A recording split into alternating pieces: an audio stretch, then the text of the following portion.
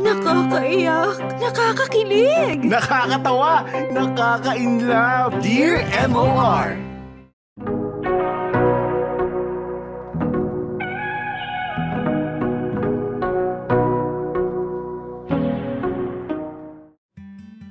Dear MOR, magandang araw mga kamarkada. Ako po si Albert, 47 years old. Isa akong college professor at nagtuturo ako sa 2 universidad dito sa Maynila. Nanggaling ako sa isang broken family. Mula pagkabata ay araw-araw ko nang napapanood ang away ng nanay at tatay ko. Lumaki ako na alam kong may ibang lalaki ang nanay ko. Dahil dito ay sinabi ko sa sarili ko na hinding-hindi ko ito-tolerate ang pandaraya sa isang relasyon.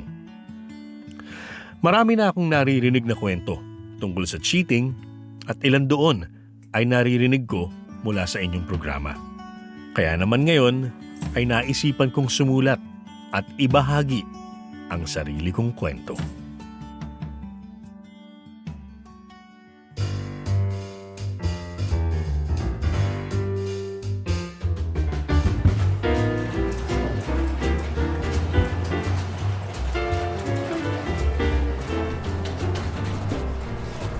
Sir Albert, tara, lunch tayo.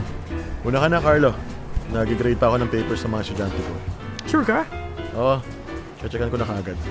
Baka matulad ako sa last term, Diyos ko. Last term? Yung natambakan ka ng gawain?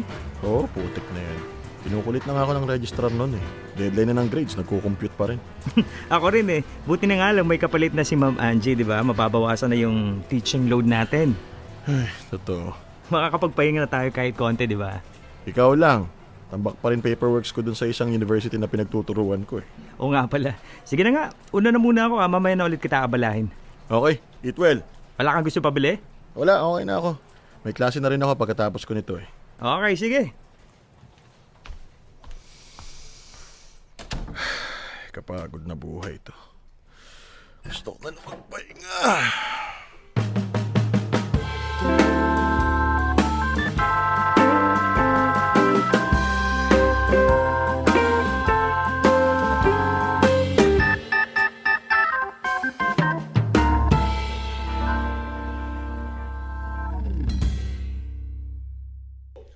Okay, class, settle down. Wala mo na nga alis, ha? I-remind ko lang kayo, next week ang deadline ng major output ninyo. 15% yun ang grades nyo. Kaya kapag hindi kayo nakapagpasa, huwag kayong iiyak-iyak sa akin sa finals para magmakaawang ipasa ko kayo. Hindi nakikinig. Okay, dismissed. Hindi pa nga pala ako nagtatanghalian. Pumunta kaya muna ako sa kantin. Mamaya pa naman sunod kong klase. Sir Albert! Hoy, Sir Carlo. Bakit? Pupunta ka ba ng faculty office? Sa kantin ako eh. Magkalapit lang naman yun, di ba? Pwede ba akong makisuyo? Pwede ba bang iabot tong hard drive na to dun sa bagong professor?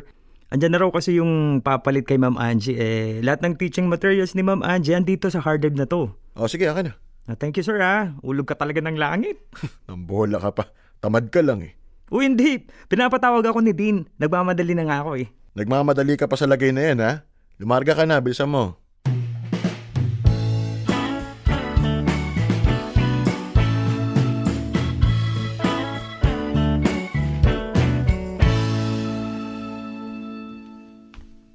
Wala naman tao dito sa office. Sa multo ko ba ibibigay ito? Sira ulo talaga tong si Carlo. May text na nga lang. Carlo, walang tao dito sa office. Iwan ko na lang ba tong hard drive dito? Itong si Carlo, gutom na ako eh, nabahala pa ako eh. Ay nako, iwan ko na nga lang muna ito dito. Bibili na muna ako ng pagkain. Hello po, good after... Albert? Sarah? Oh my God. Dito ka pala nagtuturo. Teka, bakit ka nandito? Ako yung bagong teacher. Yung papalit kay Miss Angie. Kumusta ka? Ang tagal nating hindi nagkita eh. Wala na akong balita sa'yo. In-unfriend mo pa ako sa Facebook. Nako. Talaga nagtatampo ka pa doon? Ang tagal na nun ah. Hindi, joke lang.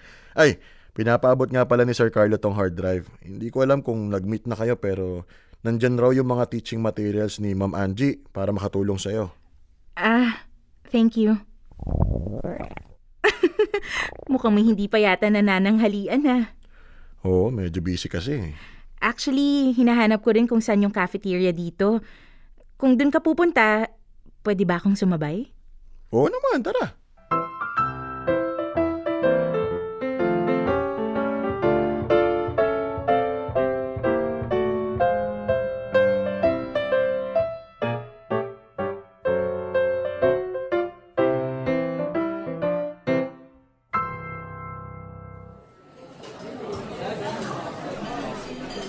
Salamat sa libre ha.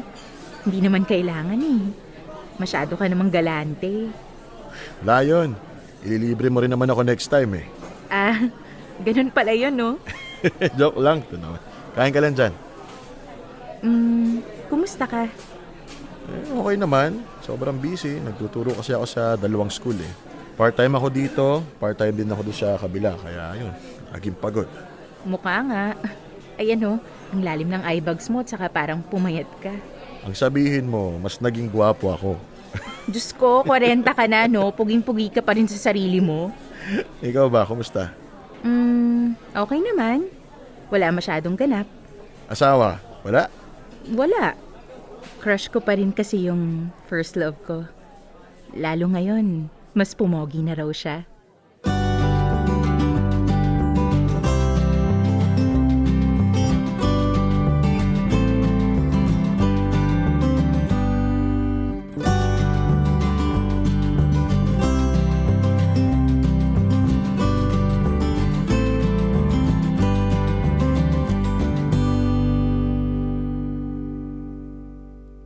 Mga kamorkada, ako yung first love niya. Alam ko yun dahil siya rin ang first love ko. Tumawa na lang kami pareho pagkatapos ng joke niya. Ganun talaga mag-joke si Sarah. Teenager pa lang kami ay napaka-straightforward na niya. At sa totoo nga niyan, yun din ang dahilan kung bakit ako nahulog sa kanya noon. Nakakatuwang makita na wala pa rin siyang pinagbago pero syempre, alam naman naming pareho nang walang laman ang mga salitang binitawan niya. Hindi ko na rin binigyan ng mali siya. Ayoko namang umuwi sa asawa at anak ko na ang iniisip ko pa rin ay yung biro niya.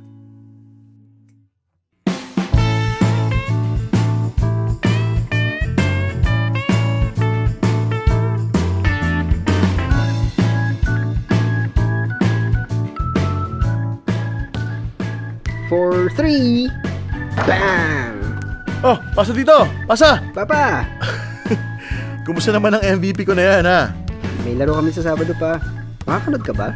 Oo naman. Yun! Si mama mo, nasan? Nasa loob po, nagluluto. O tara, pasok na tayo. Bukas ka na ulit mag-basketball. Joanne? Love, ang aga mo ngayon ah. Oo, napagod ako pag-check ng sandamakmak na outputs ng mga bata eh. Ganun talaga, magbihis ka na patapos na tong niluluto ko.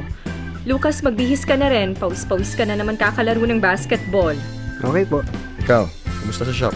Ayun, pagod, ang daming tao ngayon. Wala ka ng energy? Meron pa naman, bakit? Ano bang plano mo? Marami. Talaga?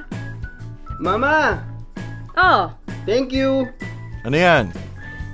binilhan ko ng bagong sapatos. May laro sila ngayong Sabado eh. Teka, mahal niyan, love ah.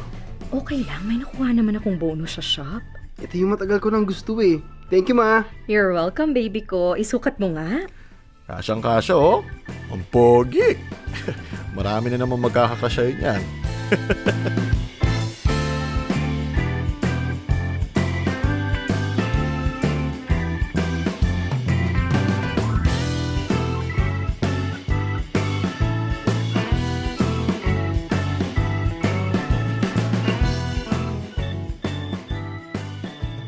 Mga kamorkada, masaya na ako sa pamilya ko. Nagkakilala kami ni Joanne sa isang bar noon. 22 siya at 24 naman ako. Sa totoo lang ay napakabilis ng mga pangyayari sa relasyon namin. Pareho naming hindi inaasahan na pagkatapos lang ng isang taon ay magkakaanak at ikakasal kami agad. Pero kahit ganoon, ay malaki ang utang na loob ko sa asawa ko. Dahil noong dumating sa buhay namin si Lucas, ay nagdesisyon siyang hindi na ituloy ang plano niyang pumasok sa med school para maging doktor. Naging stay-at-home mom siya noong bata pa si Lucas, habang ako naman ay pinagsabay ang pagtatrabaho at pag-aaral para sa master's degree ko. Sa ngayon ay nagtatrabaho si Joanne bilang store clerk sa isang shop dito sa amin, at sa loob ng 15 taon namin pagsasama, ay wala naman kami naging problema. Masaya kami, kontento, at tapat sa isa't isa.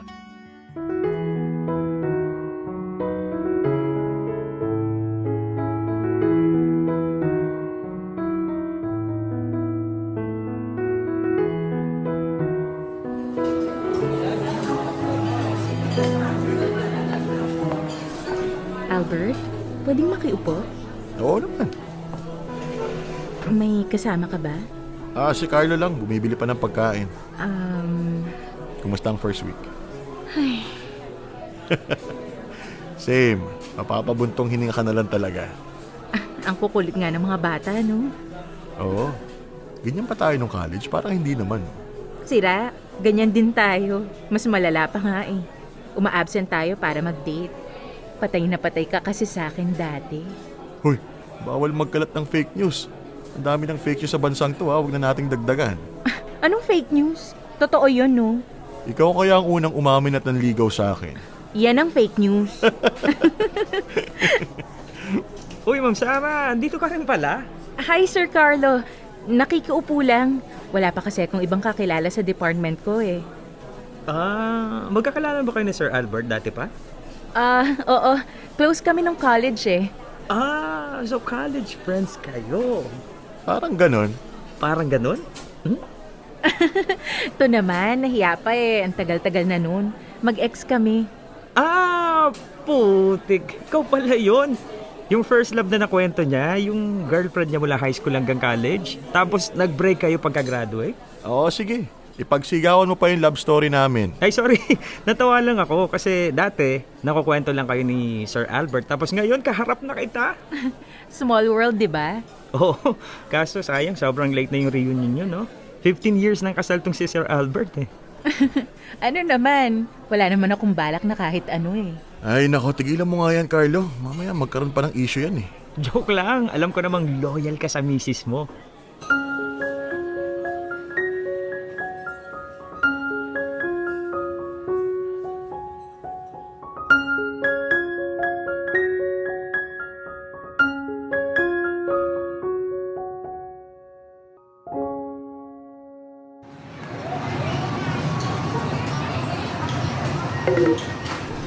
Hello, ba't pa nga tong cellphone ko? Pa, doon tayo sa basketball. Nak naman, pumunta tayong arcade para maka-experience ka naman ng ibang laro, tapos basketball pa rin yung pinupuntahan mo. Hayaan mo na, iba naman yung experience kapag sa arcade. Sayang lang tokens mo dyan eh. Halos araw-araw ka naman nakakapag-basketball. Doon na lang tayo sa claw machine. Paunahan tayo makakuha ng stuffed toy para kay mama. Ang sweet naman. Siyempre, magaling ko kaya sa mga ganong laro. Mamaya na yun, pa. Doon na lang tayo sa racing. Sige, tara. Love, una na kayo ha. CR lang ako saglit. Sige, lobat na ako ha.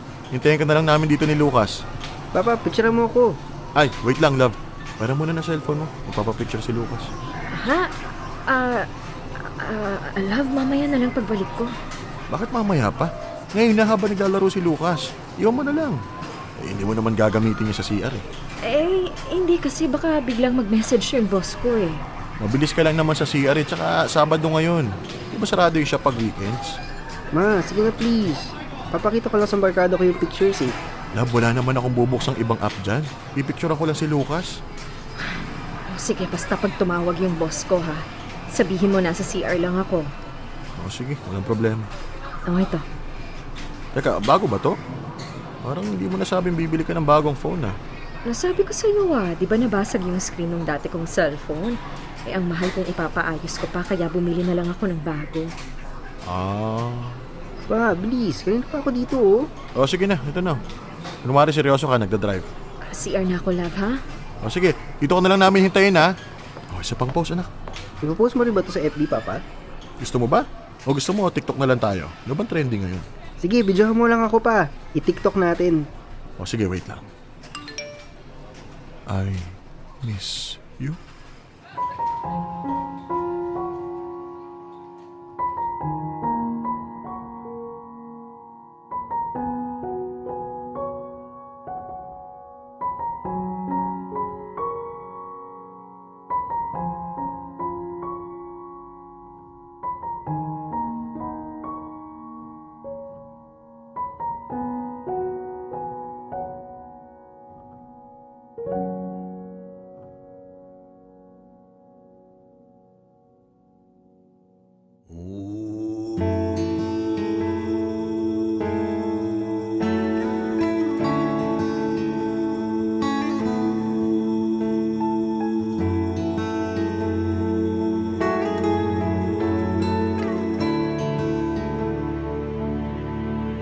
Kung nawala na ang pag-ibig, di ka na nagdadalawang isip. Naiwan ako.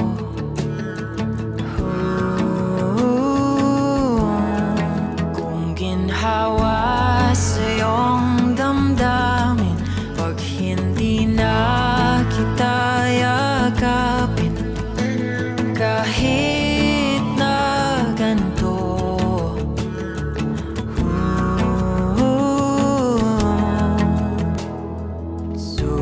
susubukan ko pa rin ipaalala lahat sa'yo ang makulay natin pinagdaanan. Taliwala sa kasakit, ikaw pa rin ang pipiliin palagi. Taliwala sa kapait, ikaw pa rin ang lunas sa pusong sawi. Kahit ano gagawin ko, wag lang bitawan ang isang tulad ko. Taliwala sa tanan, di ka iiwan.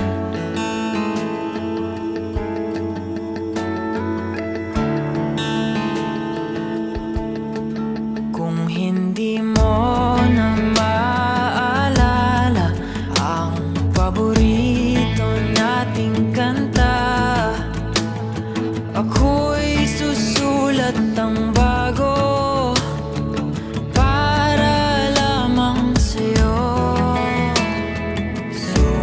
Susubukan ko pa rin isaletra ang nakaraan, ang sumpaan kailanman hindi iiwan. Taliwala sa kasakit, ikaw pa rin ang pipiliin palagi. Taliwala sa kapait, ikaw pa rin ang lunas sa pusong sawi. Kahit ano gagawin ko, wag lang bitawan ang isang tulad ko. Taliwala sa tanan, makikiusap, manatili ka lang kahit di na ako ang nasa iyong isipan. At umuwi ka lang.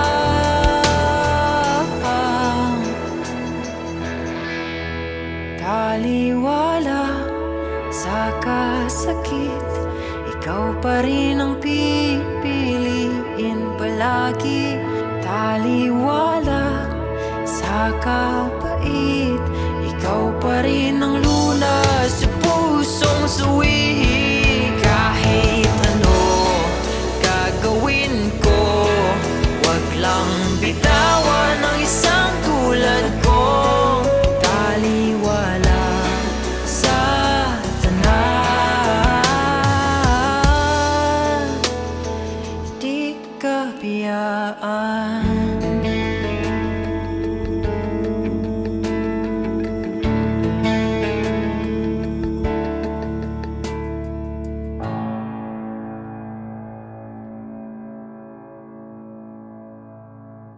Dear M.O.R. Ang mga kwento ng puso mo. Hashtag Dear M.O.R. To love and to hold. Mga kamorkada, hindi ko alam kung magugulat ako o matatawa sa nabasa ko. Delivery rider ang nakapangalan sa text na yon at kahit gusto ko mang i-check, ay mukhang iniba na rin ni Joanne ang password niya dito sa bagong cellphone niya. Inisip ko na lang na baka wrong send lang yon o spam text. Malaki ang tiwala ko sa asawa ko. Pero kahit anong pilit ko, ay hindi ko maalis sa isip ko ang text message na yon.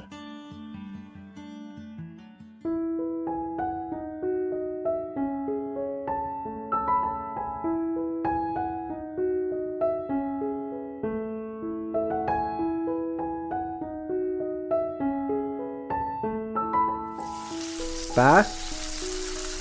Papa? Papa? Oh, Sunog yung piniprito nyo, oh. ay putek! Okay na po kayo, Papa? Okay lang ako, anak. Matanong ko lang, ha? Kapag sinusundo ka ba ni Mama sa school, may kasama ba siya? Wala naman po. Sa shop, hindi ba minsan pinapayagan ka ni Mama na tumambay doon sa pinagtatrabahuhan niya?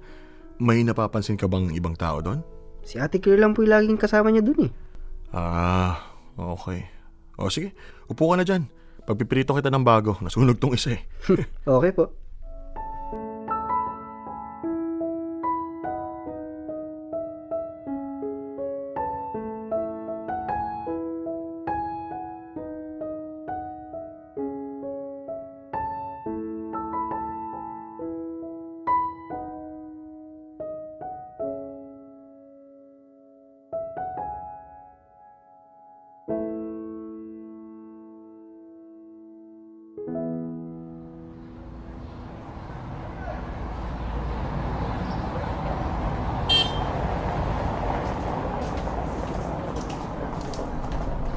Love?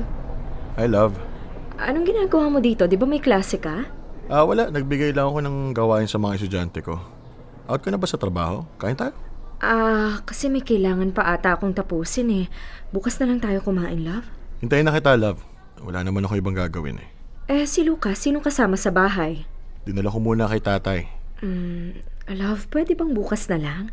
Ang dami ko pa talagang gagawin eh. Oo, sige. Text mo ako kapag tapos ka na para masundo kita. Okay, thank you, love. Bukas ha? Oo, promise.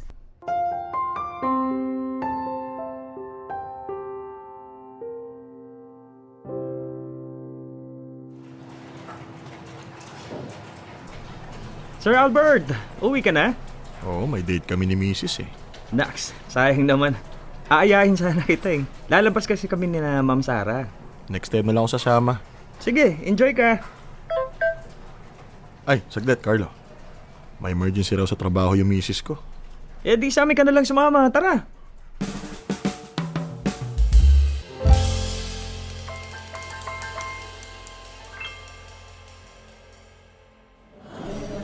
CR lang ako Ilan na kayo ng pagkain?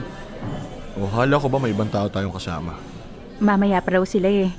Ikaw, akala ko hindi ka makakasama. Hindi raw free si Mrs. eh. Kaya ba ang down mo ngayon? Hindi ka natuloy sa date mo? Hindi Sus, ganyan-ganyan ka rin dati eh.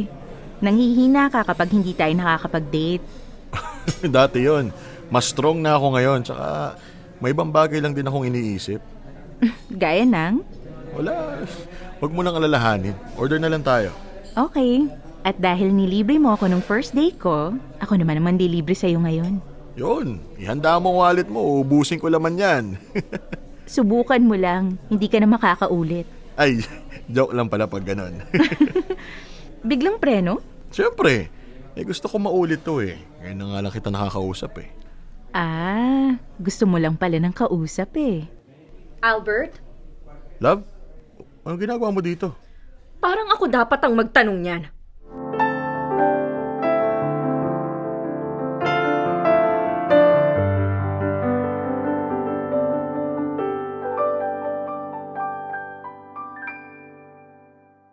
Mga kamarkada, aaminin ko. Masaya ako na nakakausap ko uli si Sarah pagkatapos ng ilang taon na hindi kami nagkita. Pero hanggang dun lang yun. Masaya lang ako na maging kaibigan siya uli. Hindi ko na inisip kung tama bang makipag-usap uli sa ex mo dahil lang sa akin naman, wala namang kaming ginagawang masama. Nag-uusap lang kami bilang magkatrabaho at magkaibigan. Pero aaminin ko rin na dapat ay tinanong at kinonsulta ko muna ang asawa ko kung komportable ba siya sa sitwasyong ito. Ang kaso nga lang, naunahan na ako ng emosyon at nauwi na sa isang malaking away ang bagay na ito.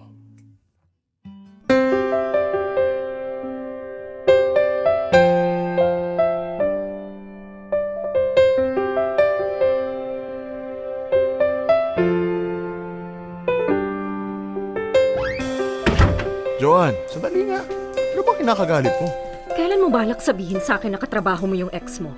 Bakit ko kailangan sabihin? Wala naman kami ginagawang masama. Wala pero magkasama kayo sa isang restaurant? Andun din yung katrabaho ko, hinihintay lang namin. Sa tingin mo ba wala akong mata? May mata ka pero may pangunawa ka ba? Nakita mo na doon si Carlo, di ba? Pero mas inisip mo pa rin na nakikipag-date ako sa ibang babae. O bakit hindi ba? Malay ko ba kung konsentidor lang yung Carlo na yan? Hindi! Nandun ako kasi sabi mo may emergency ka sa trabaho kaya hindi tayo makakalabas. Kaya wag mo akong babalik na rin, Joanne, ha? Ikaw naman tatanungin ko, bakit ka nandun, ha? Saan parte ng restaurant na yun yung trabaho mo? Hindi ko kailangang mag-explain sa'yo. O bakit ako? Bakit ako hinihinga mo ng paliwanag? Mama, Papa, ano po yung narinig ko sa labas? Wala baby. Magbihis ka na lang muna, basang-basa ka na naman ng pawis. Lalabas lang ako saglit. Saan po kayo pupunta? Joanne! Joanne! Papa, galit po si Mama? Hindi, nak. Stress lang siya sa trabaho. Sige na, magbihis ka na doon.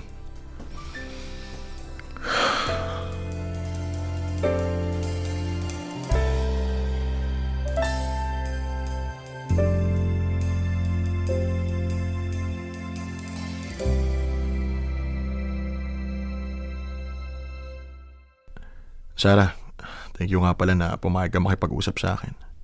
Oo naman. Hindi, gusto ko lang mag-sorry dun sa nangyari ng isang araw. Hindi ko talaga in-expect na magre-react ng ganun yung asawa ko eh.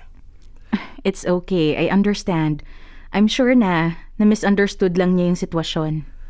Actually, nagulat din ako na ganun yung naging reaction niya. Hindi naman kasi yun yung tipo ng selosa eh. Pero, ayun, medyo nagkaroon kami ng away kaya wag mo na sanang masamain kung medyo ididistansya ko muna yung sarili ko. Ayokong bigyan ng rason yung asawa ko para magduda. At saka sa dami na nagiging problema sa relasyon namin ngayon, ayoko na rin gawing mas komplikado pa yung sitwasyon. Naiintindihan ko naman. Sorry kung ako pa yung naging dahilan ng away niyo, ha? Namiss ko talagang makipag-usap sa'yo eh. I know. Ako rin naman. Namiss ko yung mga jokes mo. Pero kasi ngayon, mas priority ko yung pamilya ko eh. It's okay. You don't have to explain. Thank you, Sarah.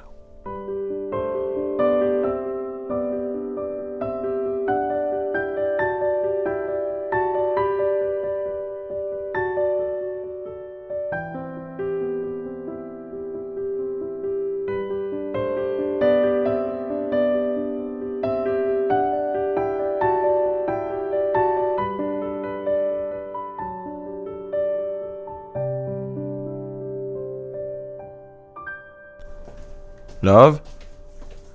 Love, please mag-usap tayo. Hindi mo ako madadaan sa flowers, Albert. Alam ko, ayoko lang na patagalin pa tong away na to. Kinausap ko na si Sarah. Lalayo na ako kung yun yung kailangan. Ayoko naman magselos ka, ayoko mag-isip ka ng kung ano-ano. Kaya sorry na, ha? Sorry kung hindi ko agad nasabi sa'yo na siya yung bagong prof sa school. At makakapag-promise ka na ba na wala talagang nangyayari sa inyong dalawa? Oo, promise. Sorry din kung nagsimula pa ako ng gulo. Nandun lang naman talaga ako kasi may imimita pa akong customer eh. Dapat hindi naghinala agad ng masama. Sorry, love. Basta wag nang mauulit to, ha? Yes, love. So, hindi ka nagalit? Depende. Flowers lang ba yung panuyo mo sa akin ngayon? Siyempre hindi. Ano bang gusto mong ibigay ko sa'yo, ha? Wait lang, love ha. Sagutin ko lang to. Mamaya na yan. Love, trabaho to eh. Hello? On the way na ako. Sorry, love ha. Mamaya na lang natin ituloy. Okay. Ingat ka. Love you!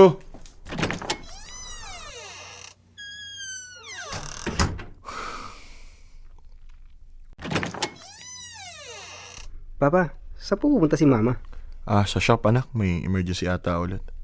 Ha? Paano po yun? Sarado na yung shop. May susi naman si mama mo. Andito po yung susi eh. Ha? Putik, naiwan nga niya. Lucas, dito ka muna ha. Ihatid ko lang to kay mama. Sama ako. Sige, tara.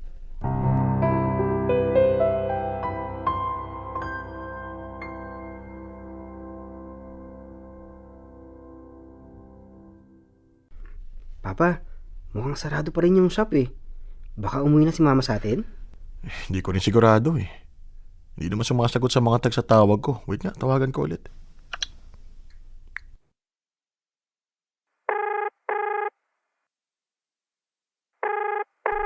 Pa, ayun si Mama oh.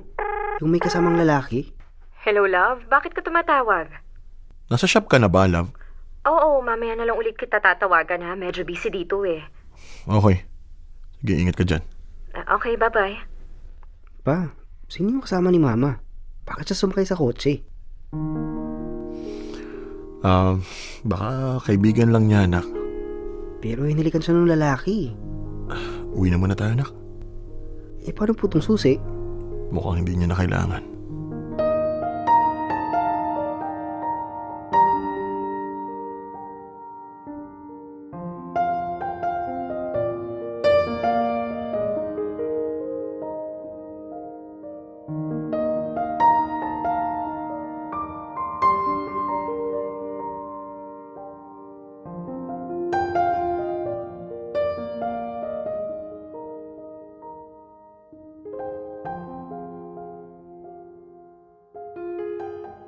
Mga kamorkada, nanginginig ako habang nagmamaneho pa uwi sa bahay namin.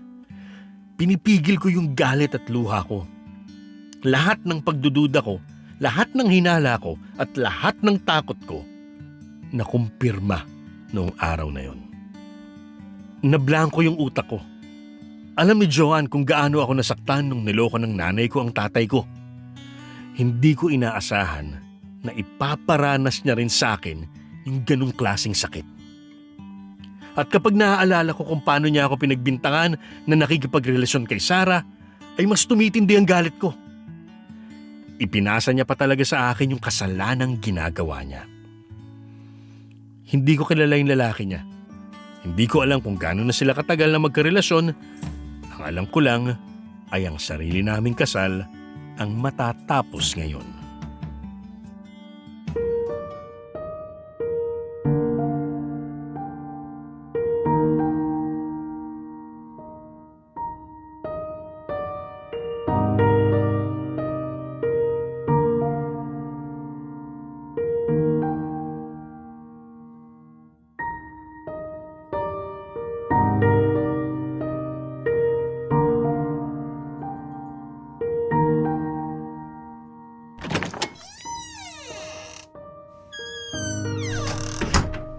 Love, bakit gising ka pa?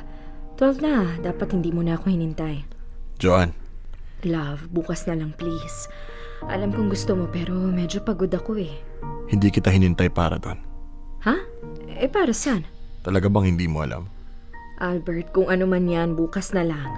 Sino ba talaga sa atin na naglolo ko? Ano bang sinasabi mo? Ang sinasabi ko, nakita ko kayo. Kasama ko pa si Lucas, putya. Nung nakita ko yung text niya sa'yo noon, nung nag-I miss you sa sa'yo, pinalambas ko. Sabi ko baka na wrong send lang.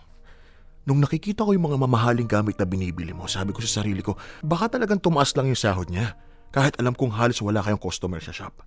Nung maya't maya kang magka-emergency sa trabaho, sabi ko, baka naman talagang dumadami lang yung customer nila. Pero niloloko ko lang pala yung sarili ko. Kailangan ko pa makita na hinahalikan ka niya bago ako maniwala sa lahat ng hinala ko. Katabi ko si Lucas nun. Nagtatanong kung sino yung kasama ng mama niya. Hindi ko malaman kung ano sasagot ko eh. Kailangan pa kitang pagtakpan sa anak mo. Alam mo na? Hindi ka man lang tatanggi. Di ba yun din naman yung ginagawa mo? Huwag kang mandamay ng ibang tao dito. Wala akong ginawang masama. Binigay ko lahat ng kaya kong ibigay sa relasyon na to, sa pamilyang to. 2 trabaho yung binubuno ko para lang mabigyan kayo ng komportable buhay! Bakit? Ikaw lang ba ang nagsakripisyo dito? 23 ako, Albert. Tandaan mo, 23 ako nung nagkaanak tayo. Itinigil ko yung buhay ko para sa pamilyang to. Habang tinutupad mo yung pangarap mo, nag-aalaga ako ng anak natin. Hinihiling na sana nag-aaral din ako. Kung ayaw mo na, kung hindi ka na masaya, dapat nagsabi ka. Hindi yung kailangan mo akong lokohin. Alam mo, Albert, sa buong pagsasama natin, iisa lang yung minahal mo, yung trabaho mo. Nagmahal lang din ako ng iba. Kumakawa ka na lang ng dahilan eh. Albert, lahat ng pagmamahal na kaya kong ibigay, ibinigay ko na sa'yo. Pagmamahal? Anong pagmamahal? Utang na loob, Joanne. Ipaliwanag mo sa akin kung nasan yung pagmamahal na sinasabi mo. Ano? Oo, Joanne. Bigyan mo ko ng paliwanag. Kasi sa ngayon hindi ko pa makita yung lecheng pagmamahal eh. Joanne, simula nung kumabit ka dyan sa lalaki mo, tinapon mo na lahat ng pagmamahal na yan. Wala yan sa kwartong to. Wala sa bahay na to. Wala sa anak mo at higit sa lahat, wala sa lalaking pinakasalan mo! Papa? Ma? Ano po nangyayari? Bakit po kayo nagsisigawan?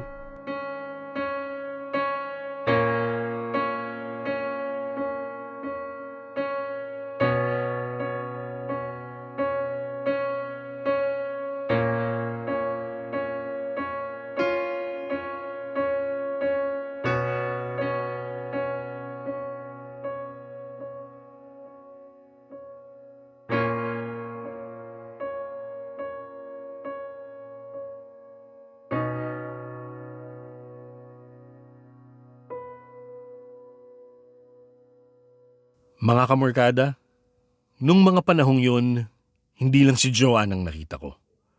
Nakita ko rin ang imahe ng nanay ko na pinipilit ipagtanggol ang pangangaliwa niya. Pero ang pinakamasakit ay ang makita ko ang sarili ko kay Lucas.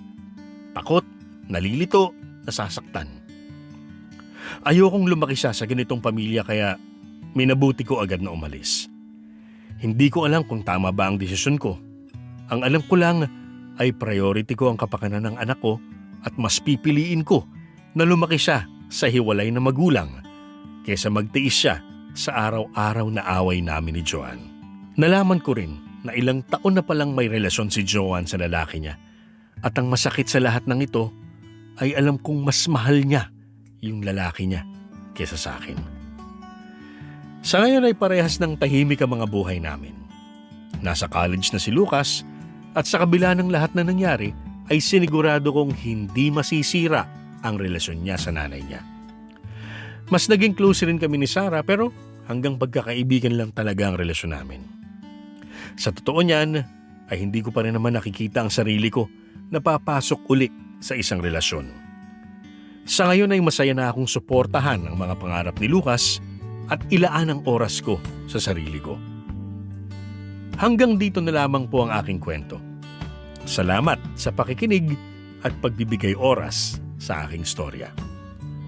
Lubos na gumagalang, Albert.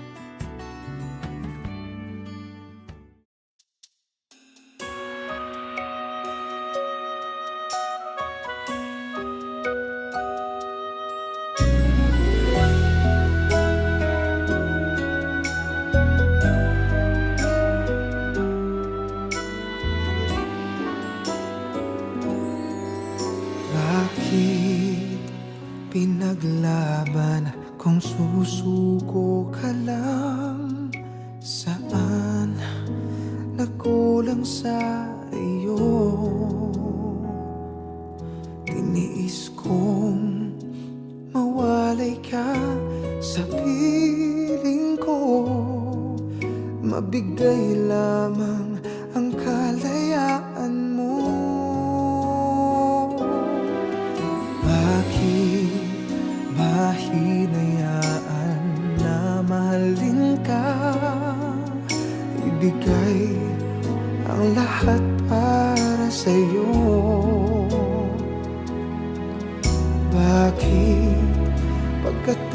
Pagkatapos ng lahat ng ito, binigay mo sa kanya ang puso mo.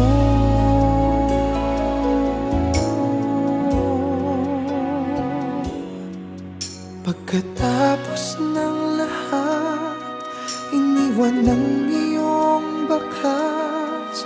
Mahalaga'y minsan ay nagmahal ako. Pagkatapos ng lahat, maghihintay sa sandali. Ako'y ngingiti, magmamahal muli. Pagkatapos ng lahat.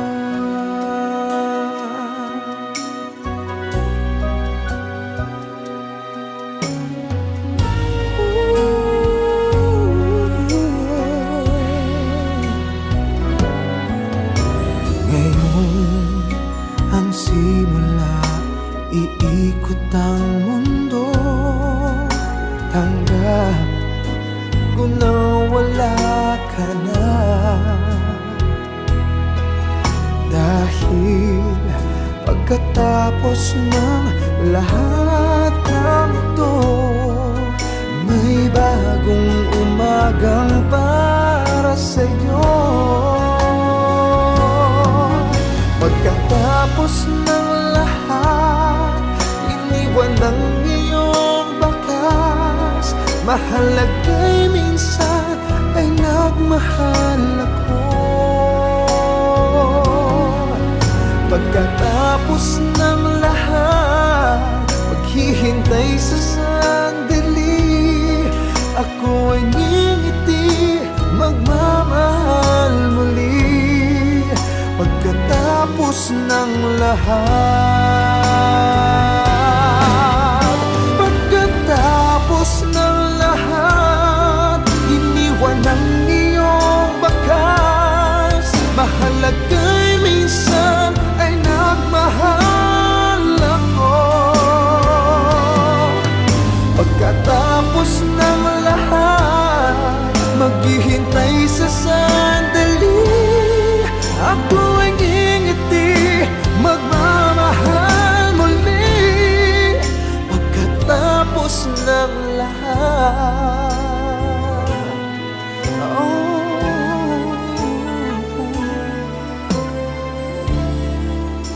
magmamahal muli. Pagkatapos ng lahat.